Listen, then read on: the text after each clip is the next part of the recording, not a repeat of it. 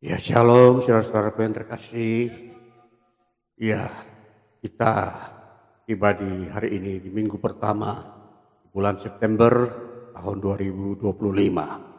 Hari ini kita beribadah bersama mendengarkan firman Tuhan lagi. Setelah kita melewati nyanyian pujian doa dan membaca mazmur pujian, kita menaikkan doa-doa kita, memuliakan Tuhan kita Yesus Kristus. Itulah kewajiban yang kita lakukan di dunia ini. Dan hari ini kita akan mendengarkan firman Tuhan lagi sebagai bahan penggembalaan bagi kita oleh firman Kristus. Kristus menggembalakan kita di dunia ini dengan firman-Nya. Melalui firman-Nya Dia menggembalakan kita. Dia memimpin kita dan melalui hamba-hambanya yang kudus. Dia memakai mereka untuk mengajarkan firman-Nya, untuk menyampaikan firman-Nya kepada kita sekalian saudara-saudara.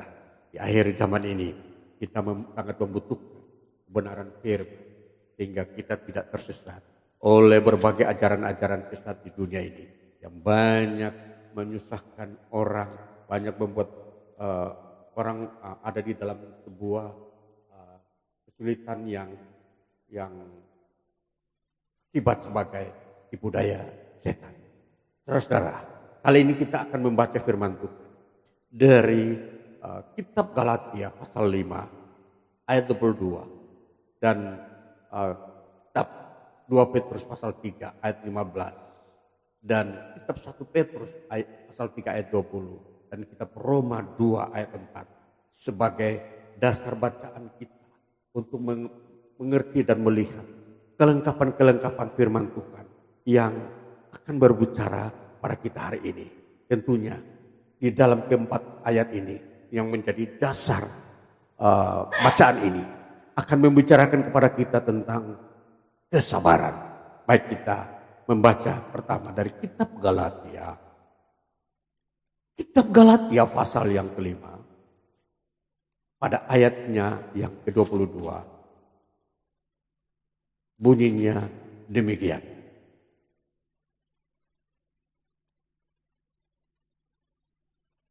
Tetapi buah roh ialah kasih, sukacita, damai sejahtera, kesabaran, kemurahan, kebaikan, kesetiaan. Ya, kita lanjut pada kitab 1 Petrus pasalnya yang ketiga. Kitab 1 Petrus pasal yang ketiga ayatnya yang ke-20. Bunyinya demikian.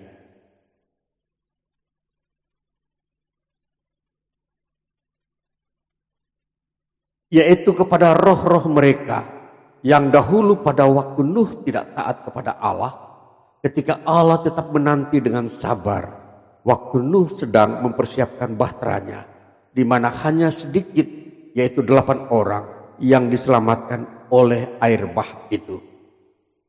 Disambung dengan kitab 2 Petrus pasal 3 ayat 15. Anggaplah kesabaran Tuhan kita sebagai kesempatan bagimu untuk beroleh selamat, seperti juga Paulus, saudara kita yang kekasih, telah menulis kepadamu menurut hikmat yang dikaruniakan kepadanya.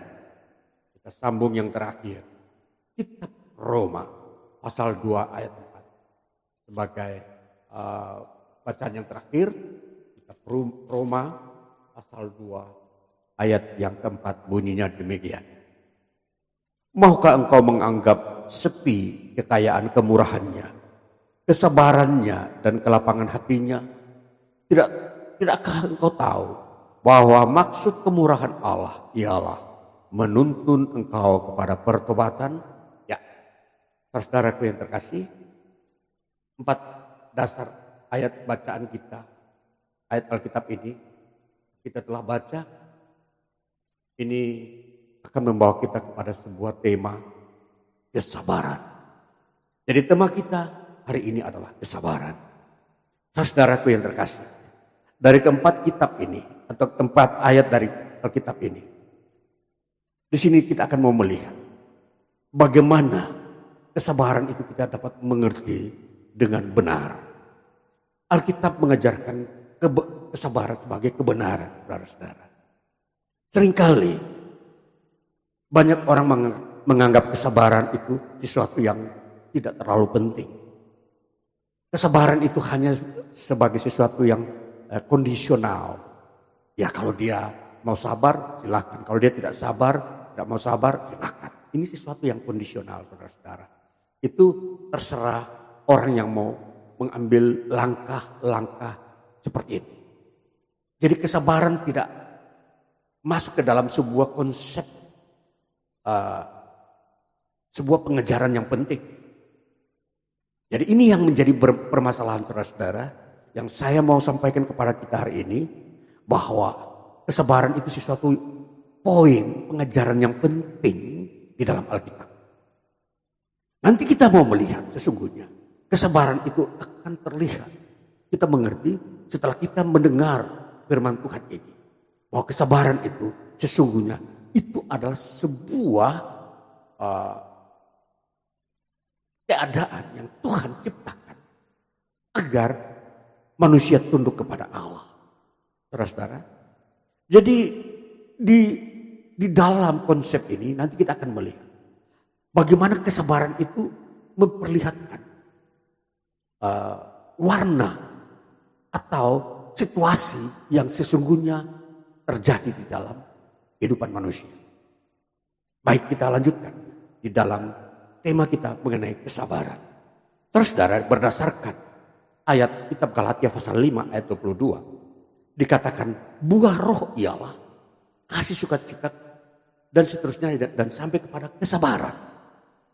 Saudara, di dalam kehadiran Roh Kudus di tengah-tengah orang percaya, salah satu buah atau hasil yang dikerjakan oleh Roh Kudus di tengah-tengah kehidupan orang percaya ialah kesabaran.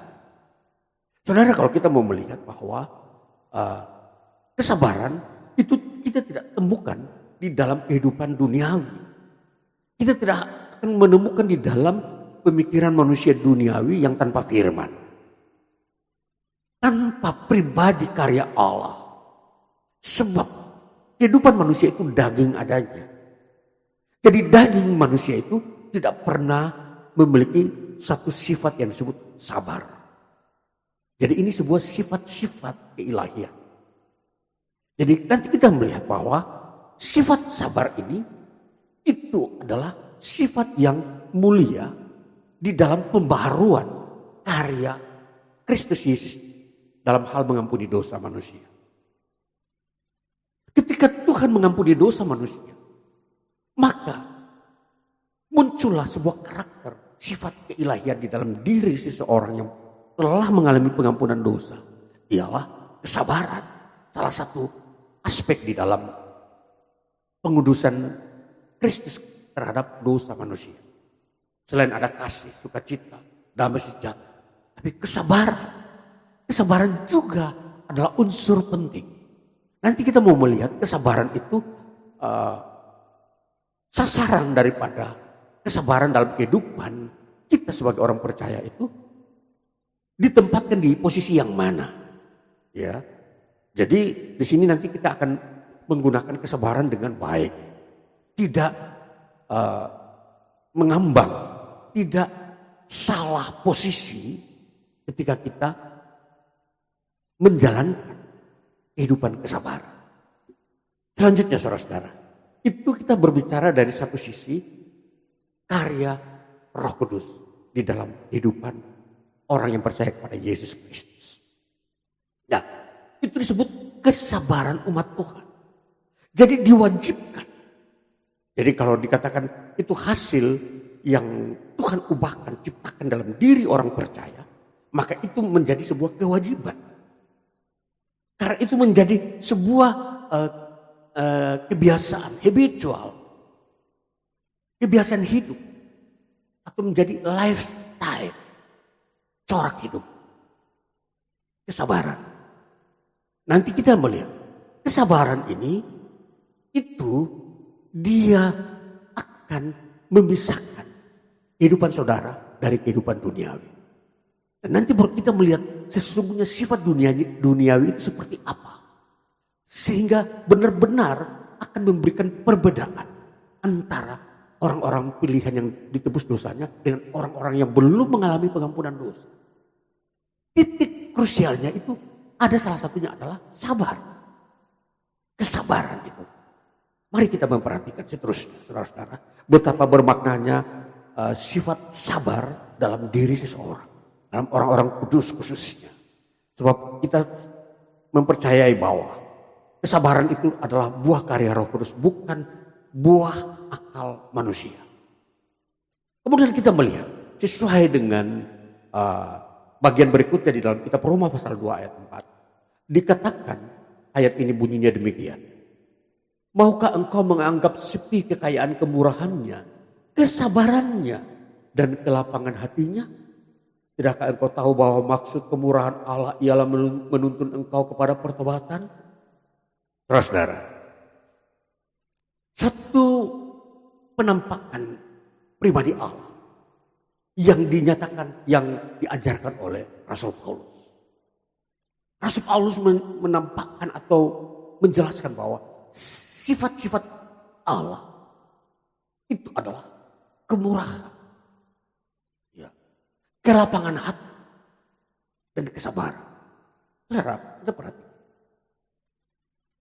Kalau Allah menampakkan sifat-sifatnya dalam bentuk kelapangan hati, kemurahan hati, kesabaran hati, ini bukan hanya sekedar untuk menampakkan sifatnya, tetapi untuk apa?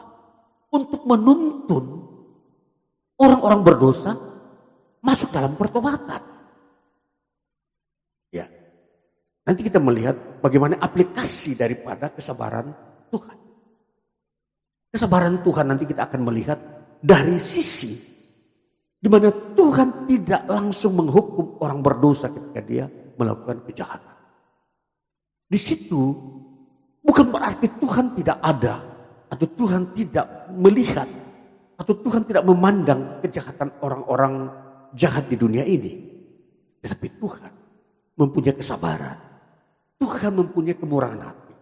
Supaya memberikan masa dan waktu bagi orang-orang berdosa dan orang jahat itu bertobat. Itulah sebenarnya makna atau sisi yang kita harus lihat dari sisi kesabarannya Tuhan. Sifatnya Tuhan. Jadi tentunya kalau kita melihat kesabaran itu sendiri ada dimiliki oleh Tuhan. Maka itulah sebabnya ketika umat Tuhan mengalami pengampunan dosa, mereka juga diberi karunia sifat kesabaran. Saudara, begitu indah. Jadi persekutuan kita dengan Tuhan itu, kita bukan saja memuji Tuhan, tapi kita juga diberi oleh Tuhan sifat-sifat keilahiannya. Sifat-sifat itulah yang menjadi sebuah tanda bahwa kita dipelihara dan diberkati oleh Tuhan. Ini saudara-saudara. Jadi saudara sadarlah bahwa apa yang saudara miliki salah satunya sifat kesabaran sebagai umat Tuhan. Sadarlah bahwa itu Tuhan telah memberkati saudara. Itu berkat keilahian. Itu sifat keilahian yang Tuhan berikan kepada saudara dan saya untuk kita hidup sebagai manusia Tuhan di bumi ini. Dengan sifat itu. Jadi sifat inilah yang akan menjadi sebuah kebiasaan hidup di dunia sebagai orang-orang kudus. Yaitu sabar. Sebagaimana yang saya sampaikan tadi bahwa sifat sabar ini akan memberikan perbedaan dengan sifat-sifat manusia duniawi yang penuh dengan kedagingan. Kita lanjut terus. Kita baca di dalam kitab 1 Petrus 3 ayat yang ke-20. Untuk menjelaskan hubungan antara ketiga ayat ini sungguh membuat kita nanti akan mengerti bahwa kesabaran adalah sesuatu sorotan Tuhan di dalam karya keselamatannya di dunia ini. 1 Petrus 3 ayat yang ke-20 bunyinya demikian. Yaitu kepada roh-roh mereka yang dahulu pada waktu Nuh tidak taat kepada Allah. Ketika Allah tetap menanti dengan sabar waktu Nuh sedang mempersiapkan bahteranya. Di mana hanya sedikit, yaitu 8 orang yang diselamatkan oleh air bah itu. Di dalam 1 Petrus 3 ayat 20 dikatakan, ditampilkan. Rasul Petrus memperlihatkan bahwa sorotan kesabaran Allah. Ketika Allah mau menyelamatkan manusia dari penghukuman yang akan Allah kerjakan atau Allah buat karena dosa manusia. Di situ melalui masa waktu Nuh membuat bahtera. Nuh membuat bahtera itu bukan 1-2 hari selesai. Bertahun-tahun. Jadi itu berarti bahwa menjadi pertanda bahwa masa waktu bekerjanya Nuh membuat bahtera sebagai tempat atau alat untuk menyelamatkan manusia dari penghukuman Tuhan melalui air bah. Di situ tidak bisa atau tidak ditanggapi oleh manusia duniawi. Mereka menganggap remeh karya-karya mahakarya daripada Nuh, di mana itu adalah sebuah perintah Tuhan. Jadi orang duniawi menganggap remeh dan menganggap pekerjaan Nuh itu adalah pekerjaan sia-sia. Pekerjaan yang tidak mempunyai makna ekonomi, saudara-saudara. Tidak mempunyai makna di mana orang harus makan minum di situ. Karena membuat bahtera itu tidak berhubungan dengan bercocok tanam. Tidak berhubungan dengan mencari nafkah di situ. Tetapi itu mereka tidak mengerti bahwa bahtera itu untuk mempersiapkan keselamatan terhadap penghukuman yang akan terjadi di bumi. Ini saudara-saudara, inilah sebuah perbedaan. Bahwa orang dunia tidak mengerti kesabarannya Allah. Orang dunia tidak mengerti karya Allah di dunia ini. Yang tidak berhubungan dengan makan dan minum. Jadi karya keselamatan tidak menampakkan peranan ekonomi, peranan kekayaan di dalamnya. Bayangkan saudara. Nuh dengan anak-anaknya mencari kayu di hutan. Kemudian hari lepas hari mereka merangkainya. Lalu terbentuk sebuah bahtera pada hari hanya. Dan waktu yang mereka kerjakan tentunya begitu lama. Di dalam semua karya-karya keselamatan mereka. Tentunya orang dunia tidak tertarik dengan karya-karya keselamatan. Mempersiapkan hari keselamatan. Banyak orang dunia tidak tertarik. Seolah-olah itu pemborosan. Seolah-olah itu sebuah karya yang tidak ada makna. Karena mereka tidak tahu hari penghukuman. Jadi ini saudara, yang saya mau sampaikan di kali ini mengenai kesabaran. Bahwa kalau Tuhan sabar, itu memberi tanda bahwa Tuhan memberikan banyak kesempatan waktu untuk manusia itu bertobat. Lihat, Nuh begitu sabar mengerjakan pekerjaan karya keselamatan ini. Dia tidak mengeluh dan dia tidak merasa itu sesuatu beban yang dia pikul sendiri dengan anak-anak. Malah dia mendapat hinaan, mendapat oloan dengan pekerjaan keselamatan itu. Inilah Rasul Petrus mau mengangkat sebuah peristiwa ini untuk menasihati banyak orang bahwa lihat kesabaran Allah itu ada. Ada di mana? Di dalam karya keselamatan. Lihat, karya keselamatan tidak menghasilkan kekayaan ekonomi keuangan manusia di dunia. Mereka berkorban tenaga, berhari-hari, bulan-bulan, bertahun-tahun. Maka inilah saudara-saudara. Maka kalau kita memandang kesabaran ini, salah satu adalah sisinya Allah sabar supaya manusia bertobat. Sisi yang satu, Nuh sabar mengerjakan pekerjaan keselamatan. Jadi dua aspek antara Allah dan umatnya hidup dalam kesabaran. Maka kalau umat Tuhan setelah ditebus dosanya, dia akan memiliki sifat kesabaran. Itu tidak perlu kita memberikan sebuah warning, hidup sabar. Tidak. Itu otomatisasi, saudara-saudara. Ketika dosa kita diampuni, maka salah satu sifat karakter yang akan timbul di dalam orang yang ditebus dosanya adalah kesabaran. Sabar menderita. Sabar mengerjakan pekerjaan Tuhan. Saudara, ini poin yang kita akan mengerti tentang kesabaran, saudara. Jadi di sini aspek kesabaran di sini adalah aspek yang satu adalah pihak Allah, di mana Allah sabar memberikan waktu yang panjang agar orang jahat, orang berdosa bertobat.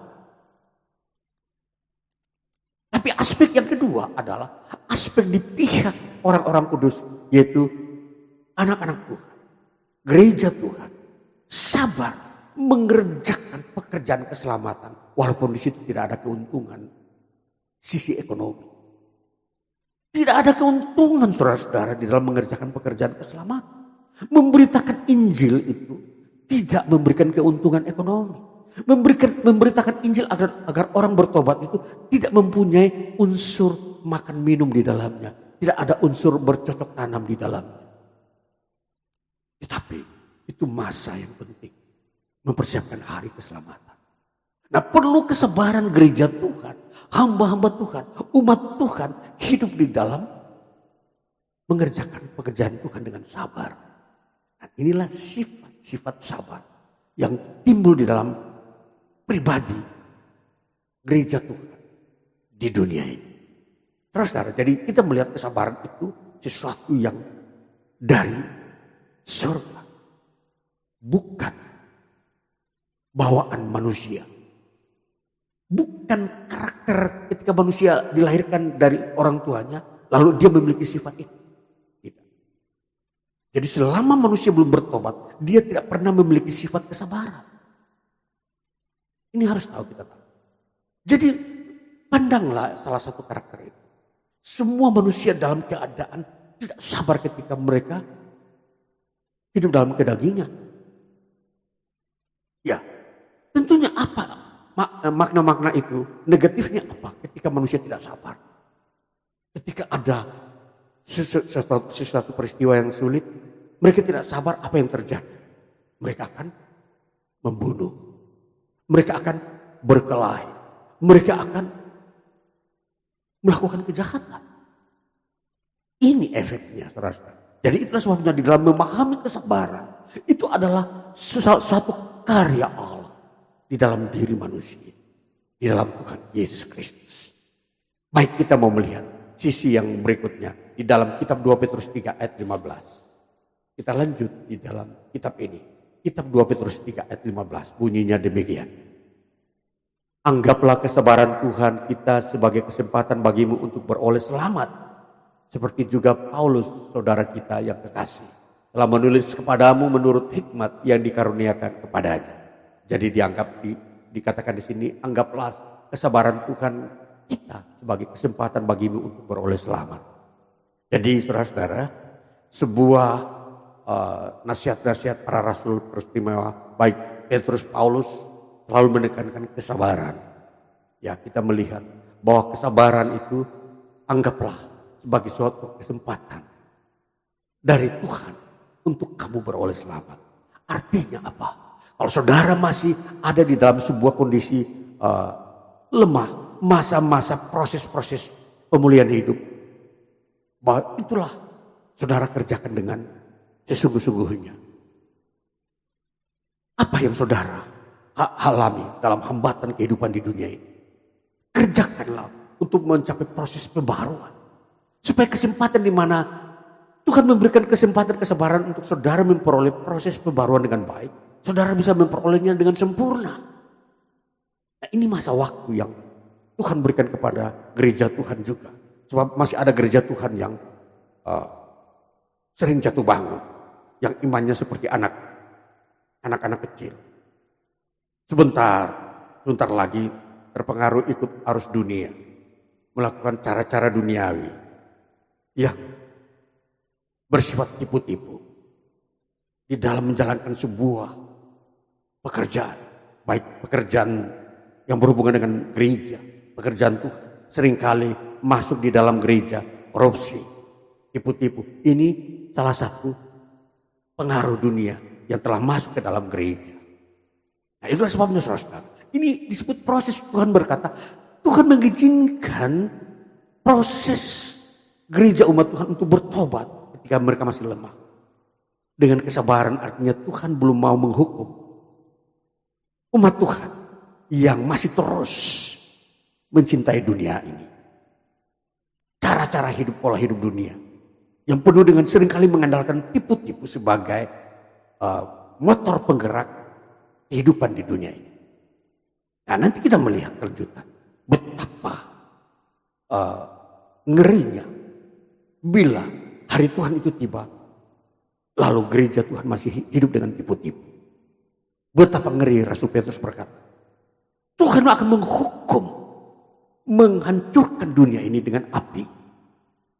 Dan kalau demikian, betapa salehnya kita harus hidup. Kalau Tuhan mau menghukum manusia, dunia ini tidak lagi dengan air bah, tapi dengan api. Rasul Petrus berkata, maka dengan demikian, betapa salehnya harus kamu hidup. Artinya apa? Tidak boleh bercacat celah.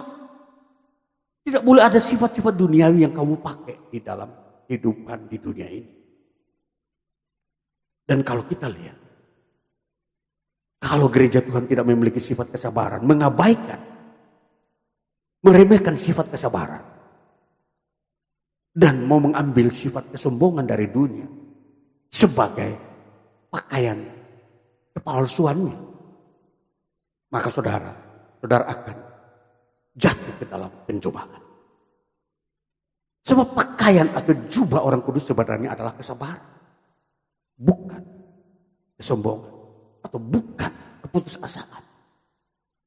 Tetapi karena dia mau memakai pakaian atau jubah yang palsu, maka dia terjebak ke dalam pencobaan.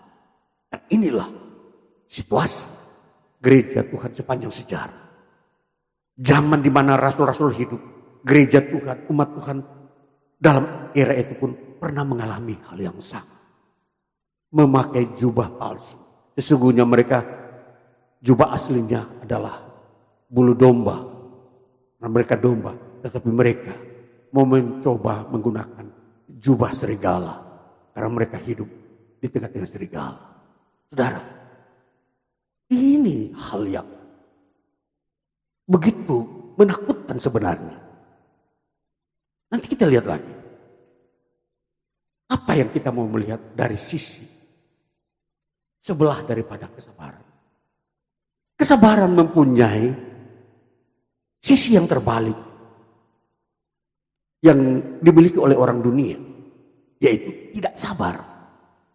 Nah, kalau kita melihat tidak sabar ini, itu dimiliki oleh orang fasik. Mari kita baca di dalam 2 Petrus 3 tadi, ayat 2 Petrus 3, kita baca ayat yang ketiga dan yang ketujuh. Bunyinya demikian. Yang terutama harus kamu ketahui ialah bahwa pada hari-hari zaman akhir akan tampil pengejek-pengejek dengan ejekan-ejekannya, yaitu orang-orang yang hidup menurut hawa nafsunya. Ayat yang ketujuh. Tetapi oleh firman itu juga langit dan bumi yang sekarang terpelihara dari api dan disimpan untuk hari penghakiman dan kebinasaan orang-orang fasik. Saudara, ini ketidaksabaran adalah sebuah karakter orang fasik. Kalau minggu lalu khotbah saya mengenai orang fasik, sifat orang fasik yang disebut mereka adalah orang-orang penipu, ya, asebeyas. Orang fasik ini disebut asebes atau asebeyas.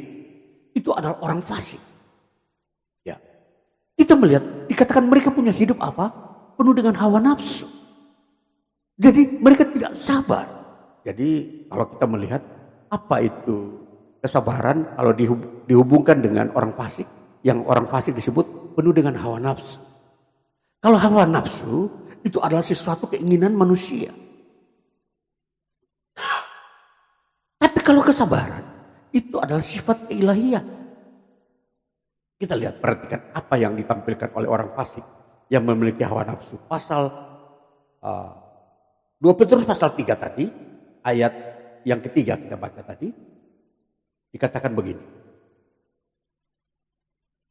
Yang terutama harus kamu ketahui ialah bahwa pada hari-hari zaman akhir akan tampil pengejek-pengejek dengan ejekannya.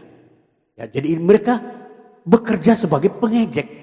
Selain di dalam praktek yang lain mereka amoral, tapi mereka juga pengejek di dalam 2 Petrus.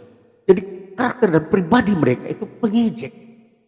Dan ejekannya apa? Dikatakan begini. Dengan ejekan-ejekannya yaitu orang-orang yang hidup menurut hawa nafsunya. Katanya ayat 4, kata mereka, di manakah janji tentang kedatangannya itu? Kita melihat ini isi ejekan mereka. Orang-orang fasik mengejek orang-orang kudus, mengejek gereja Tuhan. Mereka berkata, di manakah janji tentang kedatangan Yesus kedua kali? Saudara, ini isi ejekan. Dan ini ejekan ini menjadi pola pikir orang fasik di dalam menentang Tuhan dan umatnya yang kudus. Jadi mereka menganggap bahwa janji Tuhan itu tidak benar atau tidak digenapi. Orang fasik menganggap janji Tuhan, firman Tuhan mengenai kedatangan Yesus kedua kali untuk menghakimi orang berdosa. Itu mereka anggap itu bohong. Dan itu tidak akan terjadi. Nah, bayangkan saudara-saudara, pada era rasul-rasul, di mana Rasul Petrus khusus mencatat bagaimana pikiran-pikiran orang fasik pada saat itu. Penuh dengan penyangkalan akan firman Kristus. Penolakan akan ajaran-ajaran Kristus mengenai kedatangannya kedua kali. Yang dipegang oleh umat Tuhan pada saat itu. Mereka menentang. Dan orang-orang fasik ini, orang-orang yang memang sungguh-sungguh membenci Tuhan. Mereka tidak mau diatur oleh Tuhan. Mereka tidak mau dirubah karakter hidupnya. Mereka mau tetap senang hidup di dalam hawa nafsunya. Hidup di dalam keangkuhan, kesombongan. Dan dikatakan mereka menjadi orang-orang pengejek-pengejek. Senang melakukan ejekan terhadap kebenaran. Mengejek Tuhan. Mengejek firman-Nya. Dan mengejek sama dengan sebuah hinaan. Sebuah ketidakpercayaan. Dan sebuah penolakan yang berat. Seolah-olah mereka berkata, kami tidak mau bertobat. Kami tidak mau mengikuti suara firman Tuhan yang menganjurkan bertobat dari kejahatan kami. Itulah pikiran orang fasik, saudara-saudara. Mereka tidak mau dilembutkan lagi, dirubah pikirannya. Mereka mau tetap dengan cara hidup bahwa berbuat jahat itu adalah baik di dunia ini. Berbuat kesombongan, berbuat menurut hawa nafsu itu adalah hal yang diizinkan di dunia ini. Hal yang modern di dunia ini. Hal yang gaya hidup kemajuan manusia. Saudara, ini pikiran-pikiran yang membanggakan dan itu menjadi sistem yang dikembangkan di dunia ini. Maka banyak orang fasik mengembangkan, memimpin lembaga-lembaga dunia ini untuk merubah manusia atau membuat manusia tetap hidup dalam kefasikan. Tidak mau tunduk kepada firman Tuhan tentang pertobatan. Nah ini saudara, jadi inilah pertentangannya. Makanya Rasul Petrus berkata, kalau kamu bertobat. Rasul Paulus juga berkata, kalau kamu bertobat, itu kamu sudah memiliki kesabaran. Kamu sudah tidak bisa lagi berpikir seperti orang fasik itu. Yang tidak percaya akan kedatangan Tuhan kedua kali. Maka saudara, dari hal ini kita mau melihat bahwa sesungguhnya berbeda. Gereja Tuhan selalu menantikan kedatangan Yesus. Itulah sebabnya mereka selalu membutuhkan pengudusan setiap waktu. Karena cemaran dan dosa yang masih ada di dunia ini yang seringkali tanpa disengaja dilakukan oleh umat Tuhan. Mereka perlu lagi mendapatkan pengudusan. Ya, karena memang di dunia ini unsur-unsur pencemaran dari dosa akan mencemari jiwa dan pikiran kita. Itulah sebabnya kita melakukan dengan sabar setiap ibadah kita untuk selalu mendapatkan pengudusan. Jadi tujuan kita beribadah dengan rutin itu menggambarkan tentang kesabaran kita untuk mendapatkan kesempurnaan dari Kristus, agar pengudusan Kristus itu sempurna pada hari kedatangannya kedua kali. Maka makna iman Kristen ini tentang kesabaran adalah menantikan kedatangan Yesus kedua kali dan mendapatkan pengudusan secara sempurna. Inilah makna kesabaran, saudara. Jadi kesabaran itu sangat penting dan kita harus mengerti. Sehingga membuat kita tetap tekun beribadah dan berdoa. Kalau ada kesulitan, kita akan sabar menanggung penderitaannya. Dan melaluinya kita dapat berdoa. Dan dapat selalu berseru memohon kepada Tuhan untuk membuat pembaharuan. Membuat perbaikan-perbaikan dalam kehidupan kita. Maka ini saudara-saudara, kesabaran ini yang kita perlu mendalaminya sebagai salah satu bagian yang penting. Jadi bukan saja kasih sebagai hal yang penting, tapi kesabaran juga. Dan ini, kalau ini sebuah karya Roh Kudus, maka kita harus melihat ini sebagai karunia anugerah Tuhan kepada kita. Dan kita harus mempraktekkan, menjalankannya, dan tekun di dalam. Nah ini saudara-saudara, jadi kesabaran adalah sebuah titik balik daripada kehidupan keberdosaan. Jadi peralihan setiap orang yang sebelumnya berdosa, dia akan balik menuju kepada kesabaran. Maka ini saudara-saudara, jadi kita akan masuk ke dalam kehidupan kita dengan menambahkan lagi sebuah konsep, sebuah pemahaman tentang kesabaran. Dan kita akan semakin melihat rencana Tuhan besar. Kita menantikan kedatangan Tuhan itu membutuhkan kesabaran. Karena disitulah keselamatan akan tiba. Dan tentunya pekerjaan kesabaran ini, dia tidak menuntut sebuah nilai-nilai duniawi. Seperti kekayaan.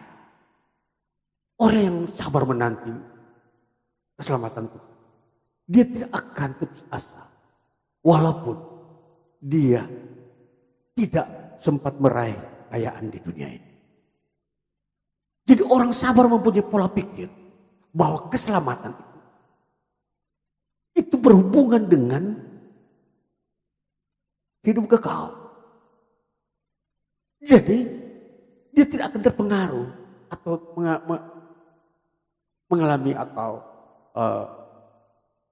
hilang harapan kalau dia mengalami kondisi ekonomi yang kurang baik. Dunia yang sedang berlomba-lomba sedang mengejar kekayaan. Sehingga mereka lupa tentang ibadah dan doa. Dunia sedang berlomba-lomba mengumpulkan kekayaan. Sehingga mereka mengambil pola hidup dengan keinginan duniawi, dengan hawa nafsu. Jadi dengan kata lain, kalau dengan pola hidup dunia ini, tentunya mereka akan meneruskan sebuah pola pikir yang dikembangkan oleh orang-orang fasik. Yaitu, di manakah janji kedatangan Tuhan? Bahwa Tuhan tidak akan datang menurut mereka. Dan Tuhan tidak akan menghukum orang-orang jahat menurut mereka.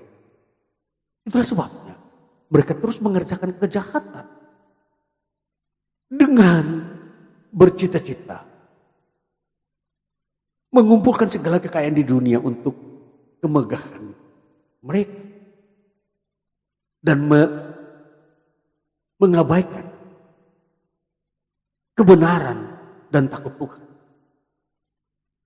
Dan ini saudara-saudara, ini menjadi bagian-bagian yang penting bagi kita untuk kita kenal.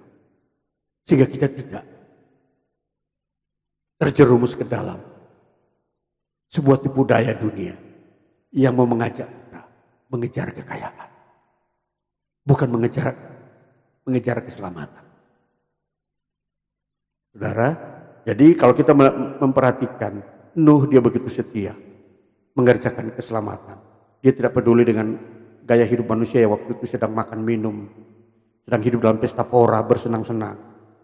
Tapi Nuh mengerjakan dengan setia. Dia tidak bergabung dengan orang-orang yang hanya hidup berfoya-foya. Ya. Jadi ini saudara-saudara, di dalam ibadah kita kali ini, kita mendengarkan firman Tuhan untuk mengerti apa itu kesabaran. Jadi kesabaran membawa kita kepada dimensi hidup bersekutu dengan Kristus, dengan tekun, menanti kedatangan Dia, dengan mengerjakan pekerjaan-pekerjaan keselamatan, memperhatikan kebenaran hukum-hukum Tuhan, hidup dalam kekudusan. Itu menjadi tema di dalam orang-orang sabar. Orang yang sabar dia peduli dengan kekudusan. Orang yang sabar dia peduli dengan doa. Orang yang sabar dia peduli dengan kebenaran. Orang yang sabar dia peduli dengan takut akan Tuhan. Nah, ini kita harus menyimak satu karakter yang disebut kesabaran. Jadi baiklah saudara-saudara, dengan firman Tuhan ini akan menuntun kita, meyakinkan kita untuk kehidupan mempunyai sikap yang pasti di dalam iman kepada Yesus Kristus. Bahwa Tuhan itu sabar. Dia memberikan waktu lagi supaya banyak orang bertobat. Supaya ketika pada hari penghakiman itu tiba, mereka tidak terlambat. Dan ini suara Tuhan sedang memanggil hari-hari ini.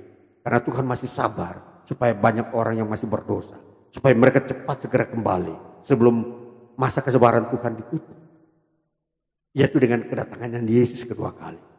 Disitulah penghakiman dimulai. Di mana dikatakan dunia ini akan dihancurkan dengan api. Dan segala bentuk-bentuk apa yang dibangun manusia akan dibakar oleh Tuhan. Dan Tuhan menciptakan langit baru, bumi baru. Untuk kehidupan orang-orang yang memiliki iman kepada Yesus Kristus.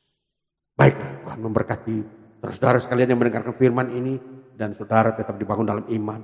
Saudara-saudara yang bimbang kembali kepada kepastian keselamatan kepada Kristus Yesus. Hanya kepada Dia sajalah kita beroleh selamat, hidup kekal. Tuhan Yesus memberkati. Haleluya. Amin.